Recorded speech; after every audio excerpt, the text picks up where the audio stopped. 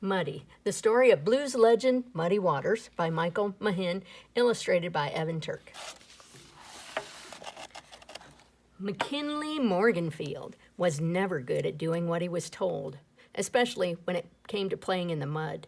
His mama should have been mad, but she couldn't help but laugh. Ha ha, my muddy baby, my sweet muddy baby. McKinley's mama gave him a life and a laugh, and then she was gone forever. Oh, child, long gone, oh, child, sail on. But McKinley did have Grandma Della. She scooped him up and tried to keep him clean, and finally just started calling him Muddy. And he had music. Muddy loved the say it with me voice of the preacher and the glory, glory singing of the choir. But the music Muddy really loved, they didn't play on Sundays. What Muddy really loved was fish fry music. It was shake off the dust and wring out your worries and laugh and cry and feel alive music. It was the blues, and Muddy couldn't get enough of it. To have the blues was to feel bad.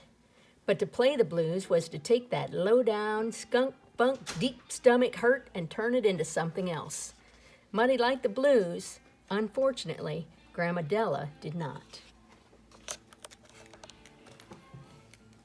Last I checked, you can't eat the blues for breakfast, said Grandma Della. No child of mine is going to waste his time with music. But Muddy was never good at doing what he was told.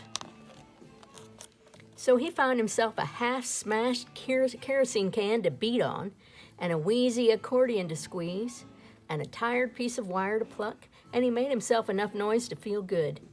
Not even Grandma Della could keep from dancing. One night, Muddy watched his hero, blues legend Son House, smash on an empty bottle, take the bottleneck, and smooth its jagged edges over a fire. This is called a slide, he said, dragging the bottleneck up the strings. The guitar howled like a wolf, powerful, lonely, and proud. That was the sound of the Mississippi Delta. It was the sound Muddy heard in his heart. Muddy saved his pennies, bought himself an old Stella guitar, and he practiced and played for anyone who wanted to listen, and a few who didn't. After a long while, the howl that was in his heart finally started coming out of his guitar. On weekends, Muddy made the juke joints jump, playing for the workers when it was time to unwind. But when Monday came, Muddy was back in his overalls, back working in the fields. Sharecropping was back-busting, soul-breaking work, and Muddy was already in a bad mood when the new boss man started picking on him. Muddy had gotten good at burying his anger and his pride and his hurt. To do otherwise could get you beaten up or worse. But today, Muddy couldn't do it. He was tired of being picked on. I ain't a boy, he said, and I sure ain't your boy. The boss man's face went red with anger as Muddy walked away. Stop right there, or you'll never work in this town again. But Muddy was never good at doing what he was told. Chicago's got a lot of people, he told Grandma Della, but I don't think they ever had a Muddy Waters before. Me and my guitar are going to make it just fine. Don't you worry. Oh, child, long gone. Oh, child, must sail on. The clack-a-track steam blur of an Illinois Central train rocketed Muddy and his guitar into the bustle and buzz of Chicago's South Side. Chicago was plugged in, turned on, and turned up, and so was its music. Records with electrified guitars and jazzy horns were making the blues jump all over town. Chicago was the city of Brown Bomber Joe Louis, the heavyweight boxing champion of the world. It was the city of the Chicago Defender, the legendary black newspaper dedicated to fighting racial injustice, and now it was the city of Muddy Waters. In the clubs, the bebop, jazz, and swing of horns and strings had laid itself down over the blues like a chiffon blanket.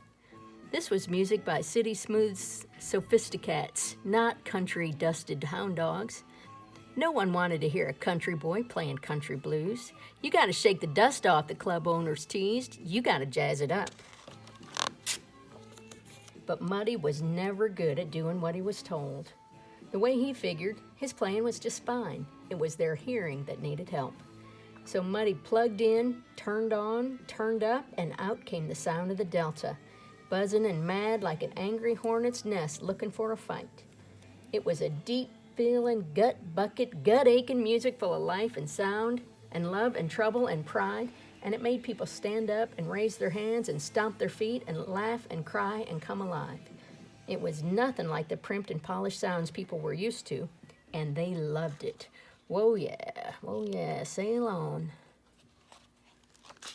Muddy loved the clubs, but the late hours and the low pay took their toll, and he couldn't live on change alone.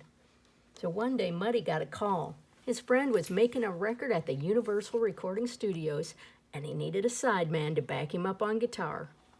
If Muddy played well, they might even let him record his own song.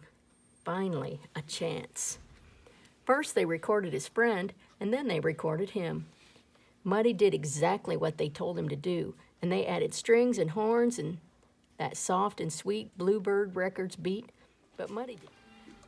Too bad they put somebody else's name on it. Muddy couldn't believe it. This was supposed to be his big break. This was supposed to be his record, but it wasn't, at least not according to the cover. A year later, Muddy made a record for Columbia. This time, they got his name right. Too bad they decided not to release the record. Muddy was crushed. I play it like they say to play it, and they still don't like it, he thought. What am I supposed to do? When record producer Leonard Chess called, Muddy knew not to get his hopes up. Leonard just wanted Muddy to record Leonard's music, Leonard's way. But Muddy knew this might be his last chance, so he said yes. Soft is right, sweet and polite, said Leonard. That's where the cats are at. So Muddy picked up his guitar, walked to the microphone, but he couldn't do it. Not again. Muddy had never been good at doing what he was told anyway. And when Leonard pointed to the horns, Muddy pointed to the exit. No horns, no jazz, no fooling, said Muddy. If I'm going to fail, I'm going to fail playing my music my way. There was lightning in Muddy's eyes, and if Leonard could bottle that, maybe they'd have something. You got one chance, said Leonard. Don't blow it. Muddy sat down with his guitar, pulled the microphone up close, and closed his eyes. Whoa, child. He remembered the dust and the plow and the meanness of the land and the softness of King Cotton. Ooh, child. He called up the sticky heat of a summer night and the power of love and the need for connection in a world that was so good pulling people apart. And he played just like the Sun House had taught him, not with his fingers, but with his heart.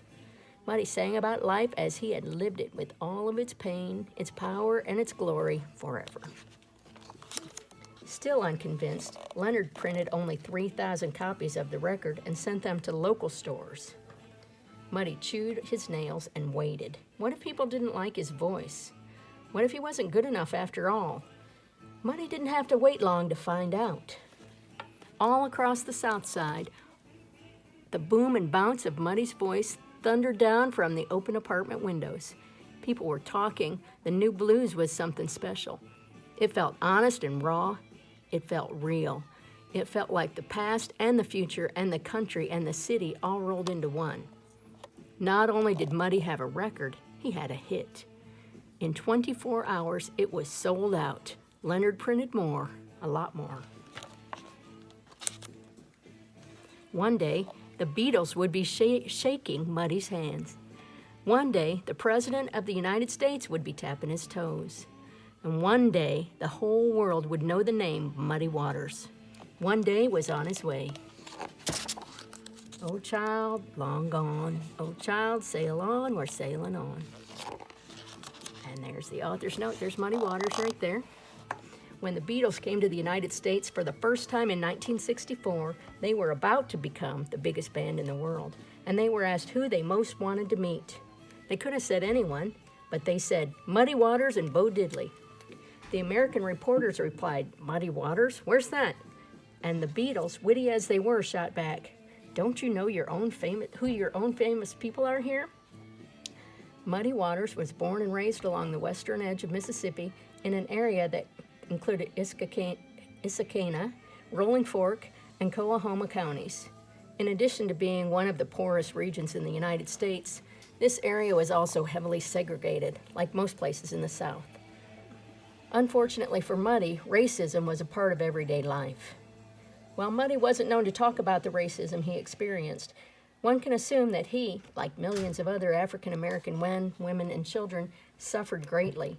And it was this suffering, coupled with the hope for a better life, that led Muddy and 6 million other African Americans to leave the South in what is now known as the Great Migration. Many, like Muddy, moved north to such areas as Chicago, Kansas City, and St. Louis in order to find work and escape the brutal racism of southern states. This migration of African Americans to industrial centers gave rise to a new black urban culture that would exert enormous political, social, and artistic influence across the country in the years to come. The musical genre known as Chicago blues is the style that Muddy helped invent, along with his early bandmates Jimmy Rogers, Little Walter, and Otis Spann. Muddy's genius was combining the rawness and emotion of the Delta blues with the urban sound and feel of the electric guitar and bass. While Muddy was not the only musician to do this, he quickly became one of the most influential. The instrumental composition of Muddy's bands, which always included a guitar, harmonica, piano, bass, and drums, laid the rhythmic and tonal foundation of what would become rock and roll. And in 1971, Muddy won his first of 6 Grammy Awards, and 7 years later, he played for President Jimmy Carter at the White House. He is a member of the Rock and Roll Hall of Fame, as well as a recipient of the Grammy Lifetime Achievement Award. Chuck Berry, Bob Dylan, and Stevie Ray Vaughan, the Rolling Stones, Eric Clapton, Led Zeppelin, and countless others cite Muddy Waters as a seminal influence. He is considered one of the most important artists in American music history, and is listed as number 17 on the Rolling Stone magazine's 100 Greatest Artists list. From the muddy shores of the Mississippi Delta to the polished parlors of Chicago, Muddy Waters' journey is a quintessentially American story of struggle, hope, determination, and perseverance. This book is an attempt to capture that spirit, and while some narrative elements are fictional, the author has become true to historical facts as much as possible, Despite all of his achievements, Muddy did have one major regret in life. He never had a chance to go to school, and he never learned to read or write. And that's the end. That's all about Muddy Waters. Try finding some of his music online and listening to it. I think you will enjoy it.